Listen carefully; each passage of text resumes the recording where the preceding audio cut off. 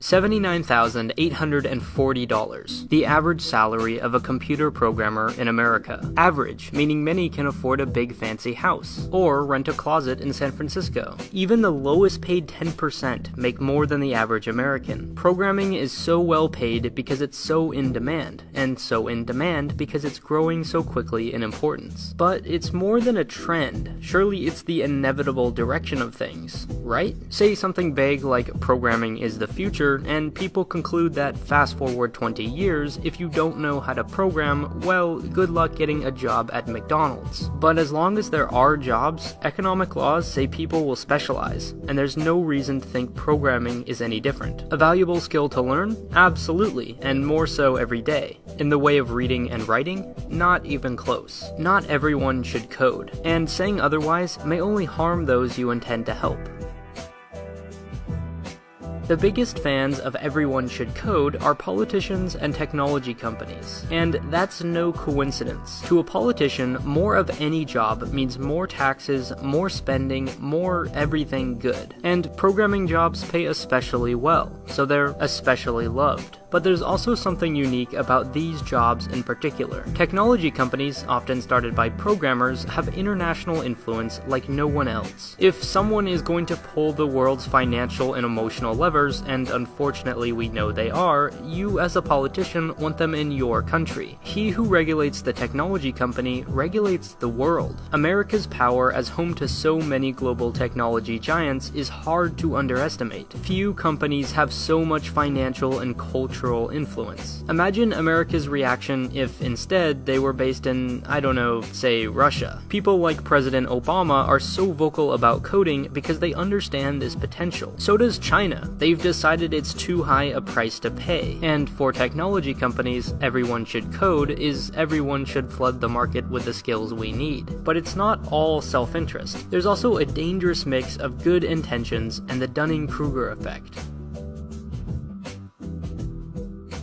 Seeing trends, it's easy to make a prediction. It won't be long before nearly all jobs require programming, and the solution is to encourage an already financially troubled generation to pursue the high-paying, safe job of computer programming. But a little bit of foresight can be more dangerous than none at all, seeing the potential of programming without knowing what it's really like. Programmers do make a lot of money, but so do surgeons, actually 3 times as much, and dentists and psychologists and lawyers. So why is programming treated in a way surgery isn't? Because we're told it's not just another trade, but an essential skill like reading and writing. And if it is, then it totally should be required in every school. But if not, and I don't think it is, then it's just one admittedly pretty good career path of many. Could anyone perform surgery? Given enough time and training, yeah, maybe. But people have different talents. Surgery may be in high demand, but we know it's not for everyone. In fact, specialization is good. It's the reason we have computers at all. Every single one of us could be completely self-reliant, but you're probably not going to be the best hunter, cobbler, cook, engineer, and scientist in the world. When you have to do everything, you can be good at nothing. So how about this? You get really good at farming, I'll make bricks, and we can trade. This way we can both have really nice stuff.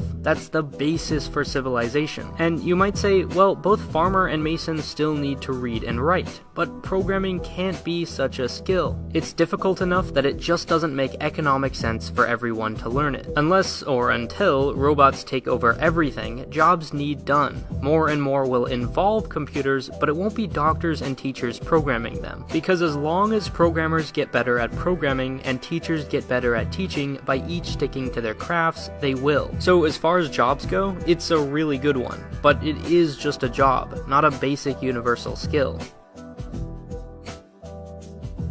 A good teacher can take a complicated topic, deconstruct it, and explain it in easier terms. To make accessible is necessarily to simplify, but it's really easy to do what looks identical, but actually oversimplifies. In fact, that's the challenge of YouTube.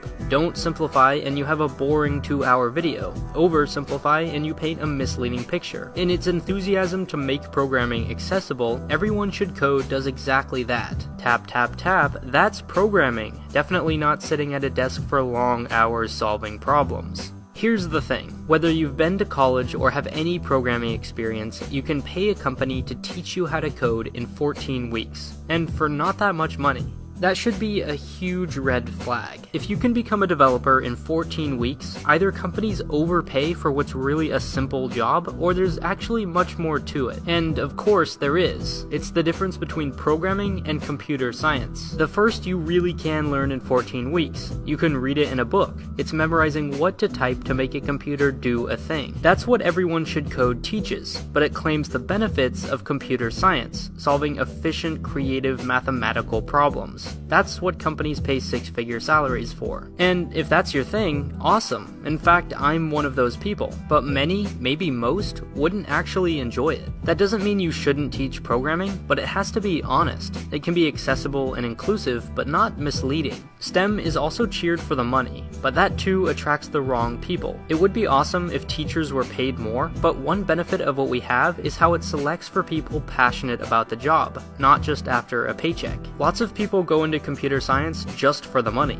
but they may end up hating it. And the irony is when you sell people on an unrealistic job, supply rises and salaries fall. Because you might imagine a huge team of people behind every tech company, but very few are actually engineers. When Instagram had 7 million users, it had 4 employees. 4, as in 4.0. There will be more demand for programming, but not unlimited demand. So we might as well attract who's actually interested. Programming isn't everyone's cup of tea, and adding too much sugar will only make it extra bitter when they find out what it's really like.